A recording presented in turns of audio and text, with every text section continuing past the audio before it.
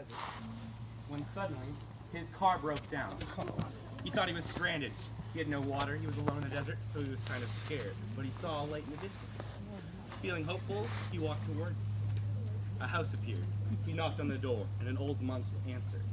Hey, my car just broke down. Can you help me out? Yeah, I know a mechanic, but he's out of town. You can stay overnight if you want. Just make sure you don't come out. Okay, thanks.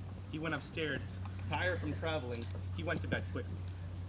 While he was sleeping, right at the stroke of midnight, he heard a mysterious noise. It woke him up, but he was so drowsy that he went back to bed and thought nothing of it. Until the next morning, when he woke up, he smelled breakfast. What's for breakfast? Just some eggs. What was that sound I heard yesterday? Oh, I'm sorry, I can't tell you. You're not a monk. Oh, and my mechanic fixed your car during the night, so you can go now. Thank you. Feeling great, he drove back to Illinois to see his family. However, over the next few months, the sound haunted him. He would hear it every night in his dreams. Feeling so tortured by it, he decided to do what any reasonable person would do, and he left his family, quit his job, and moved to the Quit my mountains to job. become a monk. You can take the kids. He spent 10 years training before finally driving back to the desert to see the ancient man, who was probably dead. He knocked on the door, and luckily, the monk was still there. I'm a monk now. Do you think you could tell me what that noise was? I don't think I can tell you, but I can show you. And the man began walking in the direction that the monk had pointed him in. Now, because this was the desert, he became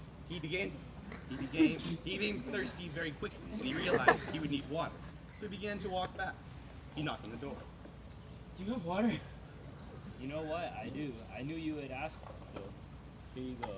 And like that, he walked through the desert until he came across a large river. It was so wide he couldn't see the other end, and the current was so fast when he put his foot in, he nearly fell over it. So he turned around and went back to the monk's house. He knocked on the door. The river's current is too strong. Do you have anything that help me out? You know what? I got a canoe. Here, let me get it for you. Oh my god. However, with the large canoe and heavy water bag, he could barely move, and it was nearly sundown before he reached the river. And that's when he started to hear the noise again. But knowing that he was on the right path, he put his canoe in the water and paddled across. He got to the other bank, and miraculously, a large rainforest appeared. What? He walked towards it, but he couldn't get more than a few steps in without realizing that he had completely lost his sense of direction and had no idea where he was going. So he quickly stepped out, paddled back through the river, walked back through the desert, and went to the monk's house, knocking on the door. I came across a forest, but there's a lot of branches. You know what? Anything that help me? You know what? I got a machete and a compass. Here you go. He walked back to the desert, paddled back through the river, and cut his way through the forest until he heard a loud chink sound. He looked up and saw a large house in front of him. He tried the door. He heard nothing. Or he saw nothing. He tried the window. They were all locked. So he tried to knock. No response.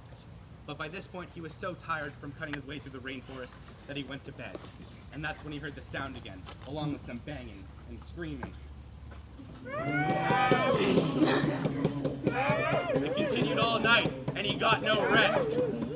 When he woke up in the morning, or when morning came, he no longer heard the noise, and he turned around only to see that the path he had cut had mysteriously disappeared. So he cut his way through the forest. He walked through the desert, paddled through the river, walked back to the monk's house, and knocked on the door. I came across an old mansion, but I can't get in. Here, have this key. This will be the last time you see me. He walked back through the desert. He paddled through the river. He cut his way through the forest. And he got to the house once more.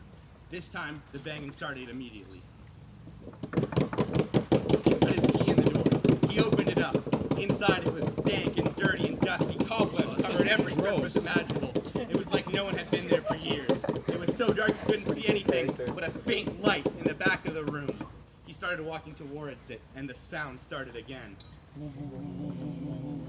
He noticed a room with 13 stairs down towards the basement, and he went down them one at a time. When he got down to the basement, he saw a small room with a light bulb on a single string. Underneath it, a coffin with 13 nails slightly protruding up from it. He looked at it and instantly knew what he had to do. He had to pull out the nails. He pulled out the first nail, and the sound started again. He pulled out the second nail, the third nail, it got louder and louder. He pulled out the fourth nail, it was so loud he could barely think. He pulled out the fifth nail, and the sixth nail, and the seventh nail, and he pulled out the eighth nail, and the ninth nail, and the 10th nail, and screaming and begging with everywhere. Come on, scream. And finally, he pulled out the last nail, and went silent. He opened up the lid of the coffin, and guess what was inside? I can't tell you. You're not a monk.